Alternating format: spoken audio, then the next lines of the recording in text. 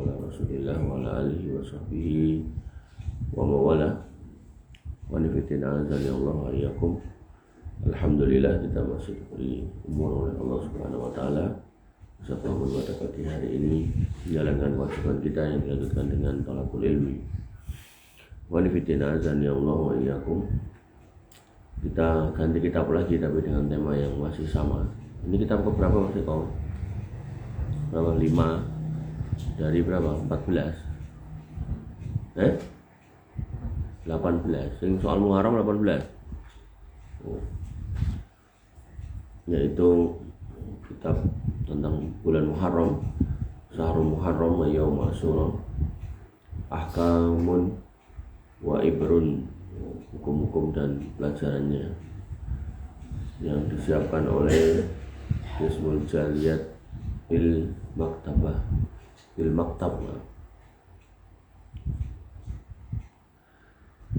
Wanifidin azan ya Allah wa alaikum. Kita masuk ke dalamnya. Yang berisi bulan Muharram itu apa, mengapa, puasa Asyura, bid'ah di hari Asyura, dan pelajaran dari pelajaran seputar Asyura. Kita masuk di bulan Muharram. Tentang kedudukan bulan Muharram. Bulan Muharram adalah bulan yang dalam syariat dimasukkan dalam Ashhurul Hurum, yaitu bulan yang dimuliakan. Berdasarkan firman Allah Subhanahu wa taala, "Inna iddatas syuhur indallahi isna asyara syahran fi kitabillahi yauma khalaqas samawati wal ard minha arba'atun hurum. Dzalika dinul qayyim wa la tadlimu fihinna anfusakum." Sesungguhnya jumlah bulan di sisi Allah itu ada 12 yang sudah ditetapkan oleh Allah Subhanahu wa taala pada saat yauma khalaqas samawati wal ardh, pada saat menciptakan langit dan bumi. Minha, di dalamnya ada arba'atul hurum, ada 4 bulan yang mulia. Dzalika dinul qayyim, ini adalah agama yang lurus. Wala tadlimu fihi anfusakum, jangan berbuat kedzaliman di dalamnya pada diri kalian. Kemudian Nabi SAW juga bersabda, "Inna zaman qad istajara kahayati yauma khalaqallahu samawati wal ardh." Sungguhnya zaman atau masa itu bersilih berganti seperti bergantinya langit dan bumi ketika diciptakan. As-sanatu isna asyara syahran, dalam 1 tahun itu ada 12 bulan. Minha arba'atul hurum, di dalamnya ada 4 bulan yang mulia. Salasun mutawalliyat, 3-nya berurutan. Dzulqa'dah wa Dzulhijjah dan Dzulhijjah wal Muharram, ini berurutan. Wa Rajab Mudhar alladzi baina Jumada wa Sya'ban, dan yang namanya Rajab Mudhar itu antara Jumada dan kemudian Sya'ban, Jumadal akhir. Kemudian pada keempat bulan ini Allah menekankan agar kita kaum muslimin jangan melakukan perbuatan zalim, ya, dosa. Wala tadlimu fihinna anfusakum, jangan berbuat dosa di bulan-bulan haram. Ada 2 penafsiran Abdul sini. Pertama, berperang. Maksudnya tidak boleh berperang pada bulan yang diharamkan. Namun ketentuan ini sebagaimana dikatakan oleh Al-Qurtubi dalam tafsirnya telah mansuh, dihapus. Kemudian kedua, berbuat maksiat dan dosa. Namun hal ini bukan berarti bahwa bermaksiat dibolehkan pada bulan lainnya. Ini perlu difahami. Jadi kadang orang jangan berbuat maksiat bulan Muharram, akhirnya maksiat bulan lain. Karena kemaksiatan apapun bentuknya adalah dilarang kecuali tanpa terkecuali. Ibnu Jarir atau Bari dalam tafsirnya mengatakan bahwa dikhususkannya larangan bermaksiat pada bulan ini menunjukkan kemuliaan dan keagungan bulan ini dibanding bulan lainnya, di mana kemaksiatan di dalamnya mendapat penekanan untuk dijauhi oleh setiap muslim. Hal tersebut mirip dengan perintah Allah Subhanahu wa taala dalam surat Al-Baqarah ayat 238 yang berbunyi, "Hafidhu 'alas shalawati was shalatul wusta." Peliharalah segala salatmu dan peliharalah salat wusta. Kemudian menjaga seluruh salat jelas diperintahkan, namun menjaga salat wusta yang menurut sebagian ulama adalah salat asar mendapat tekanan khusus. Ini menunjukkan asar ditekan secara khusus bukan berarti yang selain asar konsak saenda, semuanya penting, cuman dalam konteks asar itu banyak orang yang melupakan, jadi asarnya harus diingatkan secara khusus. Kedudukan bulan Muharram juga dapat dari nama bulan itu sendiri. Nah, bahwasanya nama Muharram merupakan sigot maf'ul, fa'ala yaf'ulu fa'lan wa maf'alan wa huwa fa'ilun wa dzaka maf'ulun gitu. Maka dari kata harrama yuharrimu, makanya muncul Muharram, harrama yuharrimu tahriman, bahwa apa haramun badaka mahrumun muharramun harrama yuharrimu muharraman.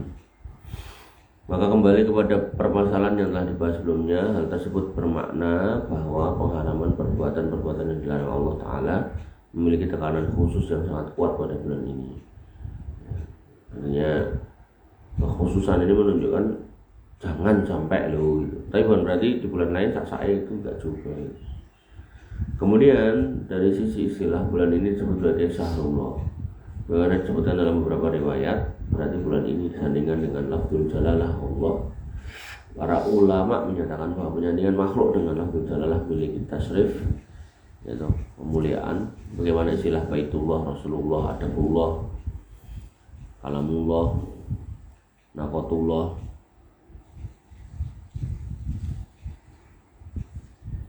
Mengapa bulan Muharram ditetapkan sebagai bulan pertama tahun Hijriah? Banyak yang mengira bahwa penetapan bulan Muharram sebagai awal tahun Hijriah adalah karena proses hijrah Rasulullah SAW ke Madinah terjadi pada bulan itu. Perkiraan tersebut keliru karena Rasulullah SAW memulai perjalanan hijrah pada bulan Safar dan tiba di Madinah pada bulan Rabiul Awal. Tapi memang benar adanya bahwa peristiwa hijrah dijadikan sebagai patokan untuk memulai penanggalan hijriah, di mana tahun kejadiannya dijadikan sebagai tahun pertama. Jadi hijriah itu dijadikan tahun pertamanya, bukan bulannya. Ya. Sebagai tahun pertama dalam penanggalan hijriah, maka kalau sekarang dikatakan 1427 pada waktu kitab ini disusun, hal ini berarti telah berlalu 1427 tahun sejak peristiwa hijrah ke Madinah. Namun penetapan Muharram sebagai awal bulan dalam tahun hijriah adalah karena alasan lain. Ketika dimusyawarahkan pada zaman Umar bin Khattab radhiyallahu anhu, terdapat bulan apa yang akan dijadikan sebagai bulan pertama dalam penanggalan hijriah, pada awalnya diusulkan adalah Rabiul Awal. Anda boleh mengusulkan Ramadan, namun akhirnya yang disepakati adalah Muharram, karena pada bulan ini kaum muslimin telah pulang dari melaksanakan ibadah haji yang merupakan akhir dari rukun Islam yang kelima. Nah, ini sebabnya ya. Jadi sebabnya kenapa kok ini Muharram dijadikan bulan yang pertama, karena bulan sebelumnya adalah Dzulhijjah, kaum muslimin selesai haji. Sampai itu terkait dengan peristiwa hijrah, karena bulan Muharram yang sebagai awal dari keinginan hijrah, mengingat peristiwa Baitul Aqabah kedua terjadi pada pertengahan bulan Dzulhijjah, dan karenanya diperkirakan bahwa pada bulan Muharram keinginan untuk melakukan hijrah sudah bulat. Jadi Muharram lebih ke arah keinginannya. Hanya saja secara praktis hal tersebut dapat direalisasikan pada bulan Safar, berjalan sampai Rabiul Awal. Ya, jadi yang harus dimengerti adalah terkaitnya bukan semata-mata hijrahnya, tapi kepada hajinya. Karena haji di Dzulhijjah, selesai haji, maka kemudian melakukanlah apa yang disebut dengan pulang haji, dan itulah sebabnya dimulai perhitungan bulan Muharram. Wallahu ta'ala. Kemudian tentang puasa Asyura, di bulan Muharram terdapat syariat Islam. Ya, terdapat sebuah hari yang dikenal dengan istilah Yaumu Asyura, yaitu hari tanggal 10 bulan Muharram. Berasal dari kata asyarah yang artinya 10. Pada hari itu terdapat sebuah sunnah yang dianjurkan Nabi SAW untuk dilaksanakan, yaitu ibadah puasa yang dikenal dengan puasa Asyura. Cukup banyak hadis yang meriwayatkan hal tersebut, diantaranya dari Abu Hurairah, Nabi SAW bersabda, "Afdhalus syiyam ba'da Ramadan syahrullah al-Muharram." Baik-baik puasa setelah Ramadan adalah puasa pada bulan Muharram, bulan Allah Muharram. Afdhalus shalah ba'dal fardhu sholatul lail, dan sebaik-baik sholat setelah sholat wajib adalah sholat lail. Kemudian yang kedua diriwayatkan dari Aisyah radhiyallahu anha, dia mengatakan dulu orang-orang Quraisy pada zaman jahiliyah berpuasa pada hari Asyura. Maka ketika beliau SAW datang ke Madinah, beliau berpuasa dan memerintahkannya. Kemudian ketika ditetapkan kewajiban bulan puasa bulan Ramadan, beliau menanggalkan perintah wajib bulan Asyura. Jadi sebelum turun perintah wajib Ramadan, Asyura itu wajib. Begitu Ramadan sudah diwajibkan puasa, maka Asyura tidak diwajibkan. Siapa yang berkehendak maka dia berpuasa, dan yang tidak maka boleh meninggalkannya. Yang kedua, Abu Qatadah meriwayatkan Nabi SAW bersabda, "Wasyamu yauma Asyura ahtasibu 'ala Allahi ayyu kaffira as-sanah allati qablahu." Maka puasa pada hari Asyura aku berharap kepada Allah dapat menghapus dosa setahun sebelumnya.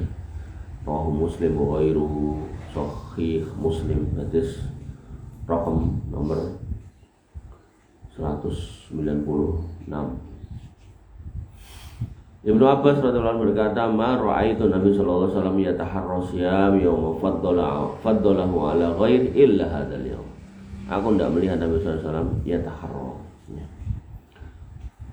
mengupayakan puasa yaumin faddala ala ghairi, hari yang lebih diutamakan dari hari yang lain kecuali hari ini, yaum Asyura, hari Asyura. Wa hadzal sahr yakni syahrul Ramadan. Dan kemudian ada saharnya di sini min hadis yaum ini Asyura. Kemudian kalau bulan itu adalah Ramadan. Wallahu ta'ala.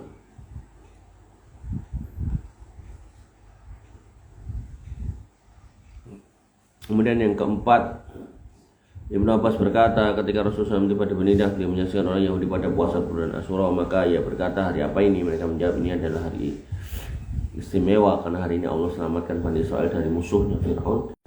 Karena itu Nabi Musa SAW berpuasa pada hari ini. Nabi kemudian bersabda, "Wa ana ahaqqu bi Musa minkum." Saya lebih berhak mengikuti Musa daripada kalian. Maka dia SAW puasa dan memerintahkan para sahabatnya untuk berpuasa. Yang kelima, diriwayatkan dari Ibnu Abbas radhiyallahu anhu, dia berkata, ketika Nabi SAW berpuasa pada hari Asyura dan memerintahkan kaum muslimin berpuasa, mereka para sahabat berkata, "Ya Rasulullah, ini adalah hari yang Yahudi dan Nasrani." Maka Nabi SAW bersabda, "Fa idza kana al-amul muqbil insyaallah sumna al-yaum at-tasi." Kalau kiranya ya tahun depan masih dikasih umur panjang, maka kita puasa sejak tanggal 9. Namun ternyata tahun depannya Nabi SAW sudah wafat. Kemudian yang keenam, Imam Ahmad dalam musnadnya dan Ibnu Huzaimah dalam sahihnya juga meriwayatkan sebuah hadis dari Ibnu Abbas radhiyallahu an. Nabi SAW bersabda, "Sumu yauma Asyura wa khalifu fihi al-yahud." Puasalah pada hari Asyura dan selisih orang-orang Yahud. Wa sumu qablahu yauman aw ba'dahu yauman, dan berpuasalah sebelumnya satu hari atau setelahnya satu hari. Jadi ini dalil ya, kalau kamu puasa itu bisa dari 9, 10, 11. 9, 10 tak boleh, 10, 11 tak boleh, 9, 10, 11 boleh. 9 dan 11 tak nggak boleh, karena yang utama Asyuranya, tengahnya. Jadi jangan bikin rumus sendiri yang bertentangan dengan yang ada.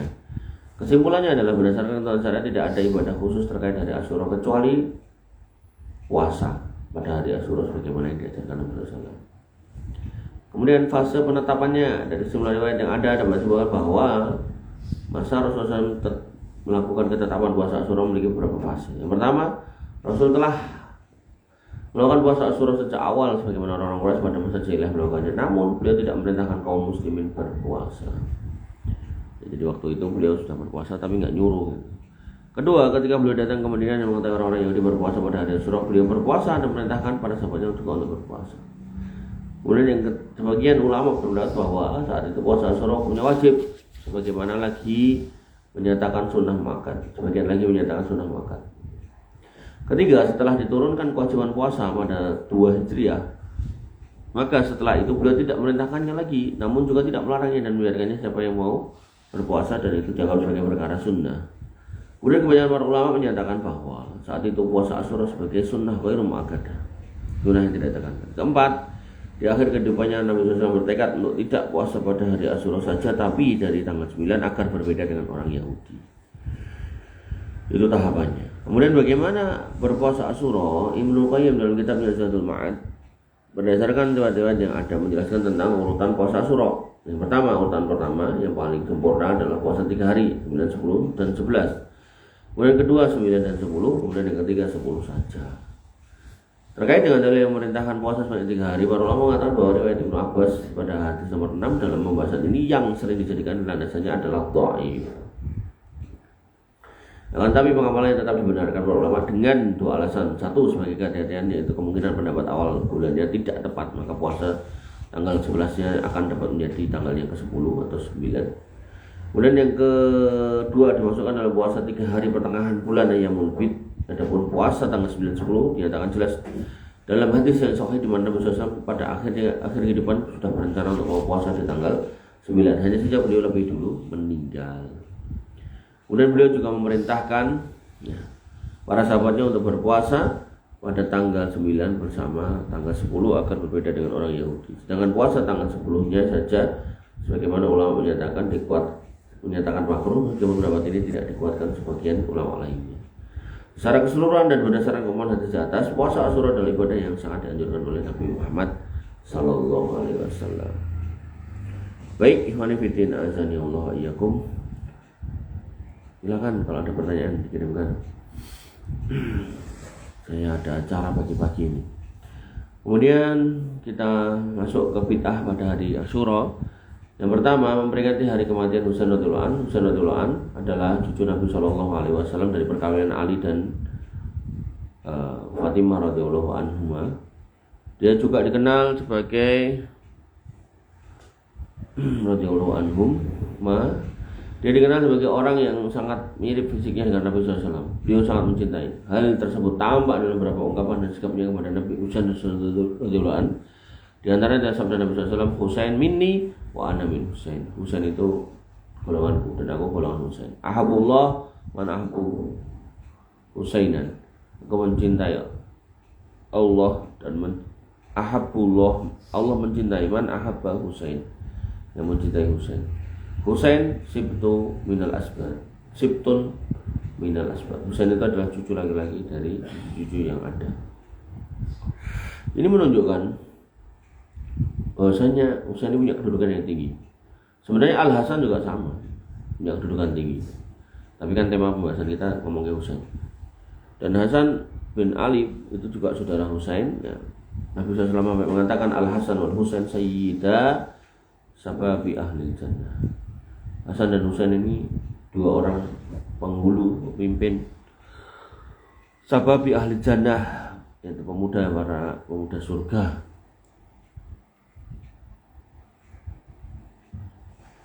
Adapun Fatimah radhiyallahu anha, yaitu pemimpin para wanita di surga. Peristiwa terbunuhnya Husain radhiyallahu anhu, Husain terbunuh pada peristiwa yang sangat tragis, yaitu tanggal 10 Muharram tahun 61 Hijriah di sebuah tempat bernama Karbala, karena peristiwa ini kemudian dikenal sebagai peristiwa Karbala. Hal tersebut bermula ketika Khalifah Muawiyah bin Abu Sufyan wafat pada tahun 60 Hijriah digantikan anaknya Yazid bin Muawiyah.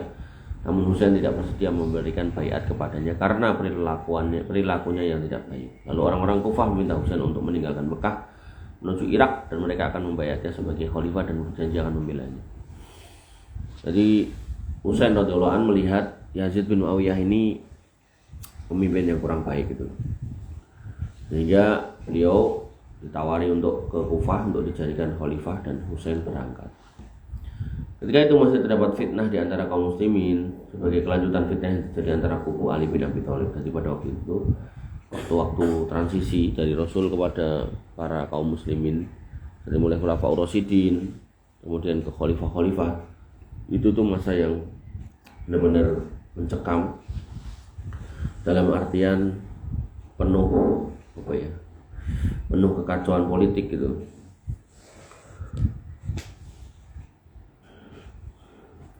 Di mana puncaknya adalah ada kubu Ali bin Abi Thalib dan kubu Muawiyah radhiyallahu anhum ajmain. Penduduk Kufah ketika itu berjanji bahwa kepada Husain untuk melindungi dan membelanya jika dia bersedia pergi ke Kufah dan menjadi pemimpin mereka. Yang sini wong Syiah juga yang di sana. Jadi mereka menipu. Begitu Husain datang ke sana enggak ada yang bela. Sebenarnya beberapa tokoh dari kalangan sahabat seperti Ibnu Abbas dan Ibnu Umar radhiyallahu anhum telah menasihati untuk tidak memenuhi tawaran itu karena melihat hal tersebut tidak memiliki masalah. Namun ternyata Husain terkeras untuk pergi.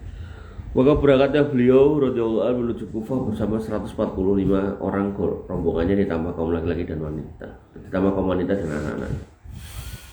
Dalam kitab lain itu 70 orang, tapi ini 145 orang. Ternyata apa yang dia harapkan bertolak belakang, orang-orang yang berjanji membela dan melindunginya tidak berbuat apa-apa ketika di tengah perjalanan di sebuah tempat bernama Karbala.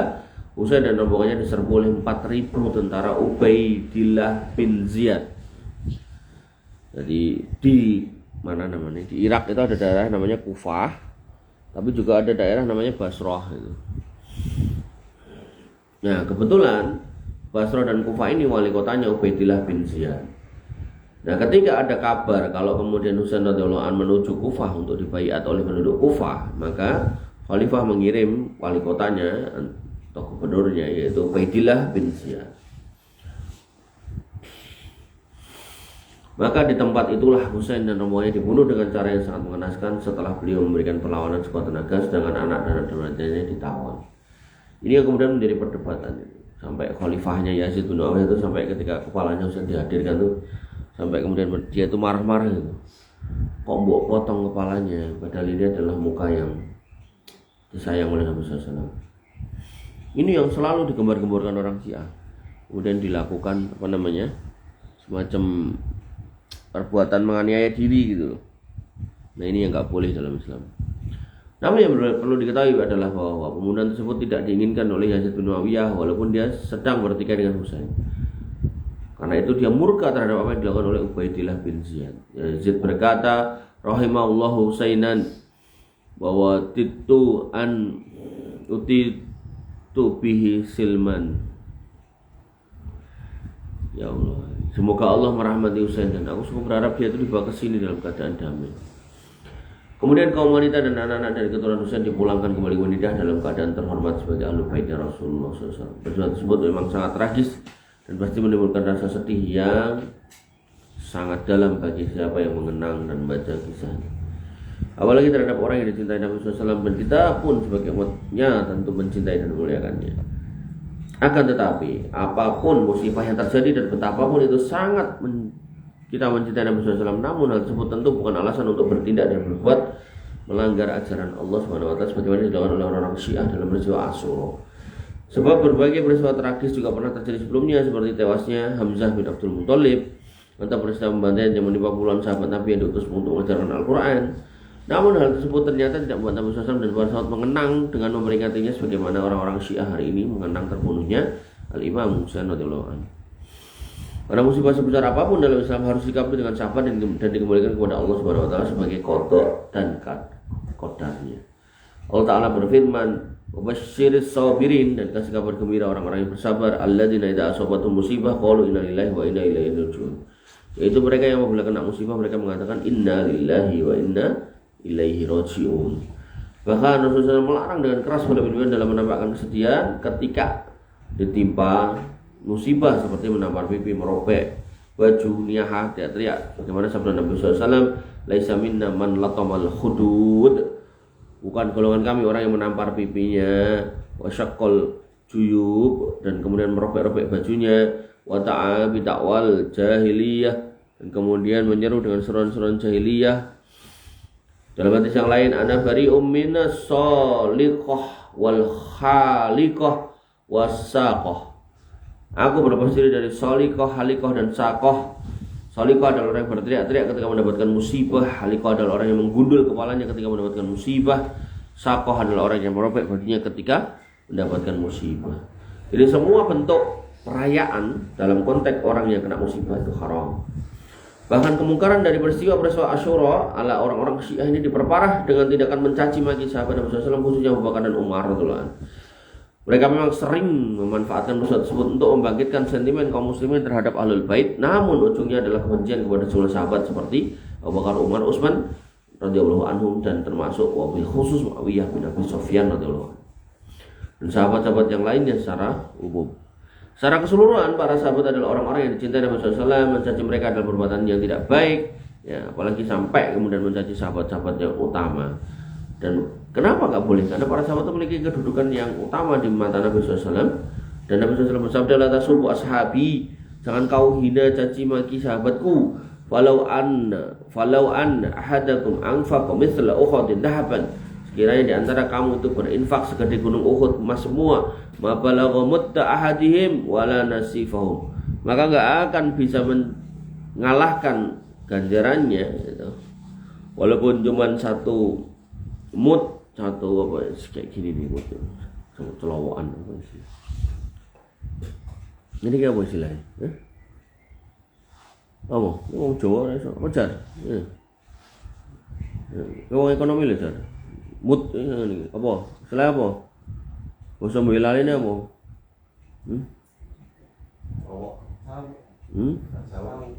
Cawo, ora cawe. Ya, maka nggak akan sampai pahala kalian mengungguli mereka walaupun pahala sedekahnya cuma satu cowokan. Kemudian Nabi mengatakan wala nasifahum, setengahnya pun enggak. Maka mencintai Ahlul Bait diperintahkan dalam Islam, namun tidak dengan cara yang dilarang. Ini penting, termasuk dengan cara mencaci maki sahabat. Kesimpulannya ya, bahwa memperingati peristiwa terbunuhnya Husain bin Ali bin Abi Thalib pada tanggal 10 Muharram adalah perbuatan mungkar yang tidak boleh diikuti oleh setiap muslim yang ingin mengikuti Nabi SAW. Kemudian wanifidina azani Allah wa iyyakum, saya rasa cukup dulu. Insya Allah masuk kita lanjutkan di poin yang kedua. Ingat-ingat Mas, kita masuk ke sesi tanya jawab karena saya ada acara pagi-pagi.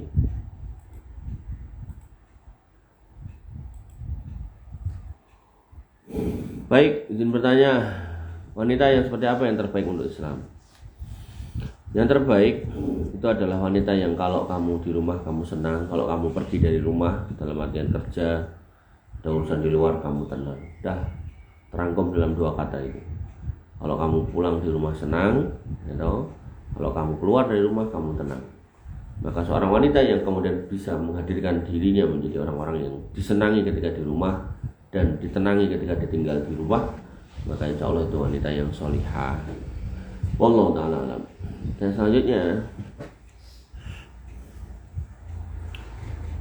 apa hukumnya tindik lebih dari satu di kuping dan di hidung untuk perempuan?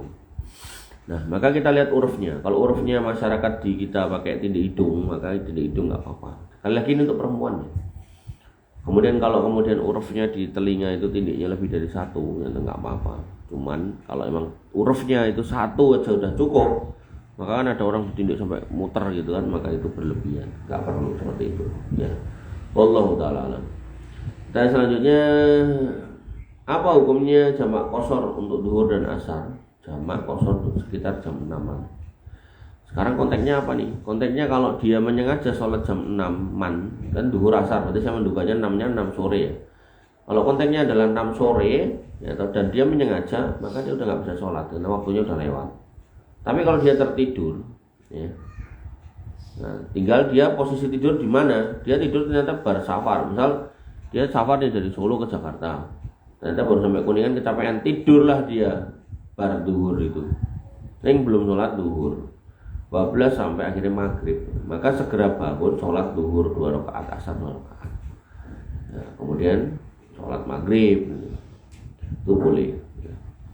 Tapi kalau menyengaja undur sampai jamnya lewat itu nggak boleh, nggak usah sholat. Nggak usah sholat dalam artian dia tetap dapat dosa, ya dosa besar bahkan. Wallahu ta'ala alam. Pertanyaan selanjutnya, jika seorang ibu di masa hidupnya menjual sebidang tanah kepada A dan B karena tanahnya luas, jadi dibagi 2 pembeli.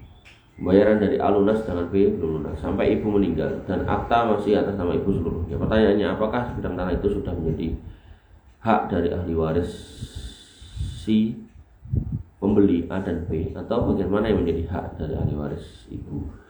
Baik, karena ini sudah dijual, maka yang lunas ini ya milik pembeli ya. Jadi ibu dan ahli warisnya atau anak-anaknya nggak boleh mengganggu karena duitnya udah diterima dan udah dipakai. Nah yang B yang belum lunas, walaupun belum diakadkan, walaupun belum dibayar, maka hakikatnya sebenarnya secara akad itu sudah dibeli. Cuman itu belum dibayar. Nah tinggal dikelirkan sidong kok toko apa ora. Dalam jual beli kan ada khiyar. Khiyar itu rata-rata ya 3 hari. Artinya kalau ini sampai ditinggal meninggal gini ya berarti wallahu alam ya, penjualnya atau perjualannya atau transaksinya udah batal demi hukum. Karena ya kelamaan itu. Misalnya misal kamu punya motor tahun 2015 ya mau dibeli orang, terus setelah dibayar-bayar sampai 5 tahun kemudian harganya udah turun gitu. Ya. Sehingga ini ketika si A tadi udah lunas, maka itu jelas milik barang si fulan. Kemudian ketika yang B, tanah yang B ini belum lunas, ya maka tinggal dikelirkan mau dilanjut apa enggak tanah sakinya. Wallahu a'lam. Nah, selanjutnya bagaimana hukum kita mempersilahkan teman kerja yang beda agama untuk berdoa sesuai keyakinannya, karena kita memang harus memimpin doa di sekolah. Ya kalau saya ketika suruh memimpin doa di acara-acara itu, pimpinan saya itu orang Kristen, kayak saya enggak mempersilahkan mereka untuk berdoa dengan keyakinannya. Saya lebih mengatakan mohon izin ya, saya pimpin doa dengan cara Islam. Dah gitu. Saya enggak ngomong yang lain, menyesuaikan gitu. Wallahu ta'ala. Kemudian Assalamualaikum, waalaikumsalam. Saya mau bertanya, ketika haid terkadang saya suci dari haid ketika pagi